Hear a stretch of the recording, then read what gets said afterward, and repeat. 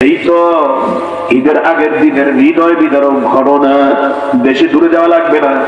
বরগুনা জেলার একটা অন্যতম উপজেলা, পাথরঘাটা উপজেলা, রায়হানপুর ইউনিয়নের বাসিন্দা শুভ ঢাকায় চাকরি করে।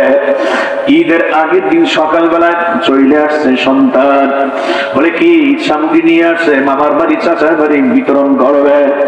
বাইক নিয়ে বের হয়েছে, মেজো ভাই পিছনে বসাইয়া ছোট ভাইকে পিছনে বসায়, তিন ভাই বাইক নিয়ে রওনা। মনের আনন্দে ফুটজাতার বাড়ি, খালার বাড়ি, মামার বাড়ি যাবে ঈদ সামগ্রী নিয়ে, ঈদের দাওয়াত দিয়ে আসবো। অনেকদিন পর আসছে গ্রামে বাসায়। রাস্তা দিয়ে যখন কিছু দূর চলতেছি বাইক নিয়ে, কিছু দূর যাওয়ার পর ঢাকাগামী একটা রাজীব পরিবহন, ওই হুন্ডার সাথে ওদের সরাসরি সংঘর্ষ হয়ে গেল। ব্রেক ঠিক রাখতে পারে নাই, হঠাৎ করে একদম হুন্ডাটা বাসের নিচে মুখ বরাবর ঢুকে গেল। ওখানে উইকা যাওয়া